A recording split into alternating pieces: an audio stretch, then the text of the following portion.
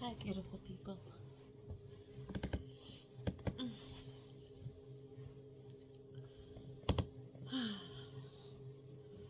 I'm just getting ready for bed, but I felt called.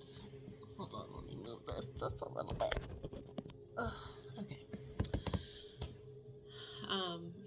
Felt called just to share and remind you guys while on your journey that you have to come back to remembrance over and over and over again, and time again, because what you're doing is you're breaking old ways of thinking, old ways of being, old conditioning, old habits. And that includes the mindset that you continue to, in a sense, I want to say like shun yourself for, or like reprimand yourself for even like having.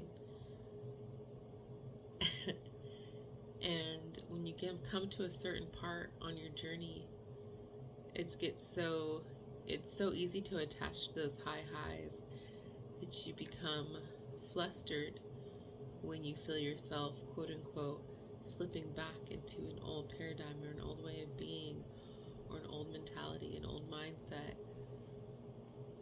But it's really funny because the fact that you can consciously notice that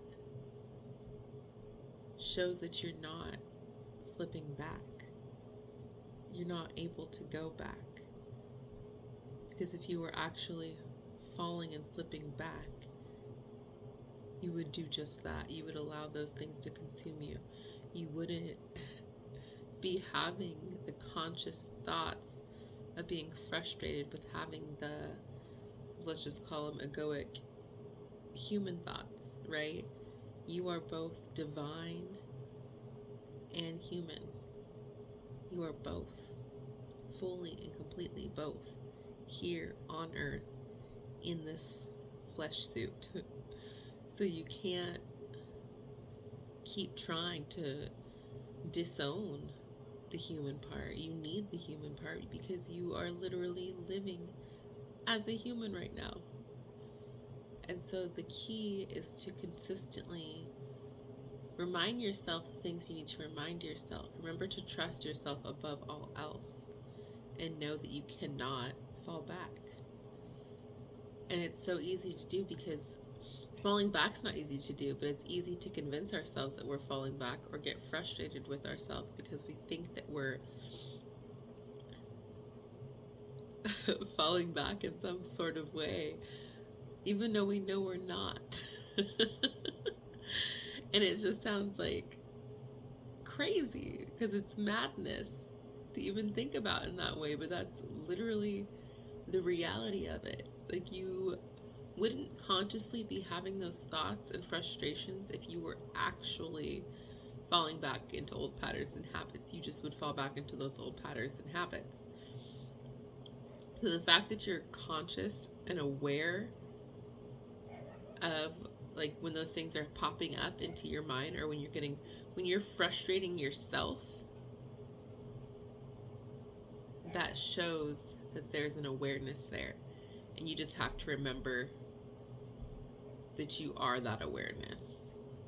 Because if you remember you're that awareness, it's a lot easier to continue to flow. And I think what happens is maybe we're not feeding energy into that thing directly in whatever avenue it is, but you're still feeding it energy by trying to disassociate from it, by trying to repress it, by trying to shove it down and tell it no, right? But you need to just allow awareness to flow instead. See it as opposed to be it, as opposed to being it.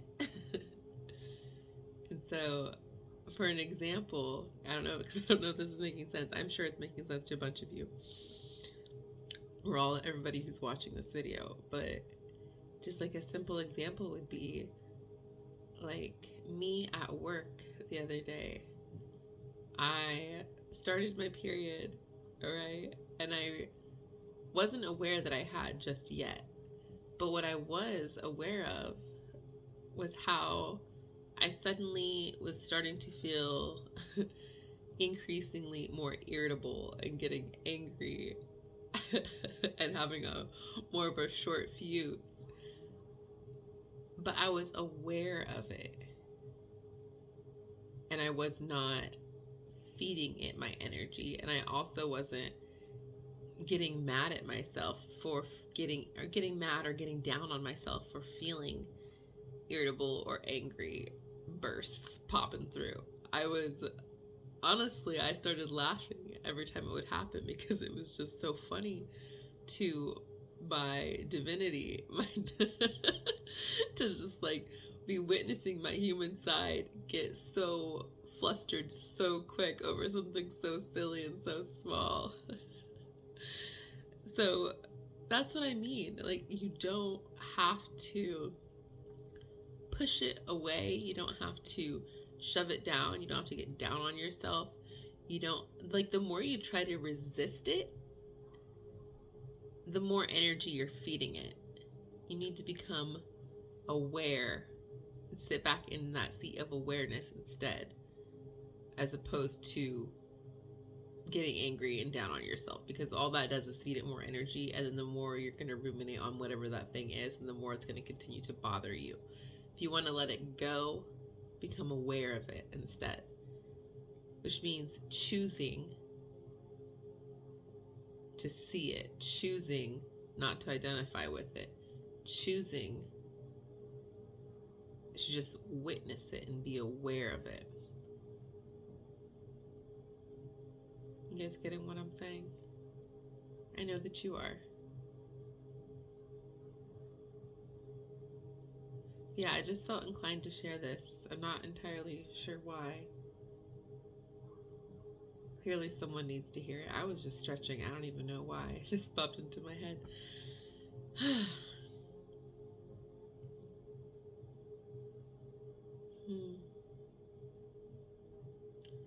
Well, I think that's all, because nothing else seems to be coming through in this moment, and I'm kind of tired.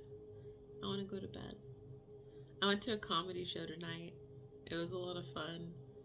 It was really weird. It was in like a, what do you want to call it? Like a car garage with like a bunch of fancy freaking cars just all up on like racks or shelves or whatever. I'm not a car person. Yeah, it just like had Fast and Furious vibes in it, which was hilarious. And what was even more funny was just the comedians, a couple of them, who were just like literally saying the same thing about Fast and Furious and what a weird freaking setup it is that they got invited to perform at. Like literally an automotive garage with a bunch of little flappy chairs set up. But it was a lot of fun. I don't even know why I'm sharing this.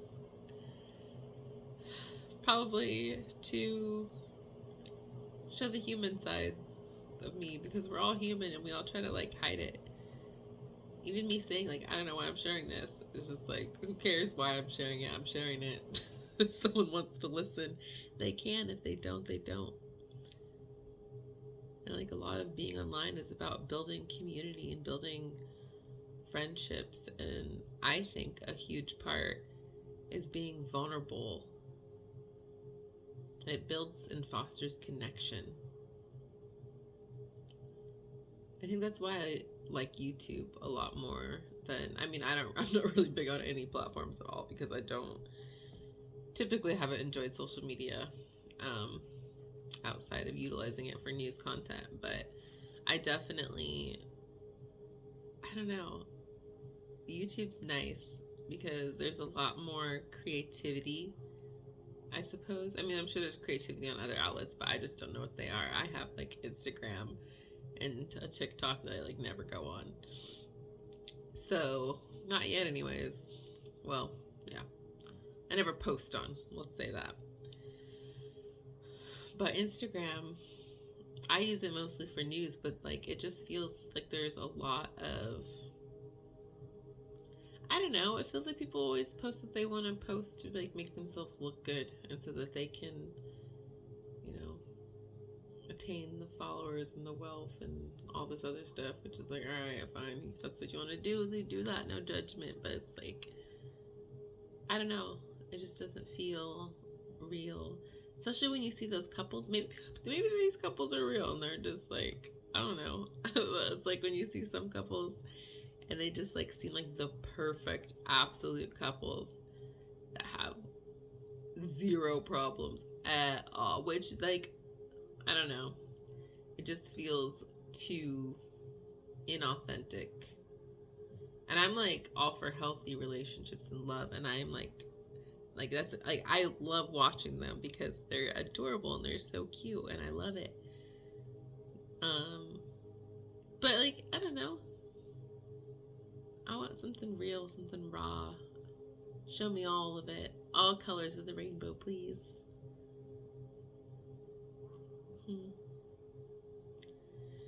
Anyways, hope you guys had a fantastic day, or having a good day if you're watching this in the morning. Or whatever. Imperfect. There's a such thing as perfect. Who invented the word perfect? That's what I want to know, because that shit is not even real. So it's like, why would we even invent and come up with a word for something that's like not even feasible in this 3D realm? Or maybe at all. I don't even know. But it's just, who came up with that word? Ay, ay, ay. My little plants. Sorry. I feel like they might need some attention. I tried replanting a few plants. You guys want to see these? They're so pretty. Hold on.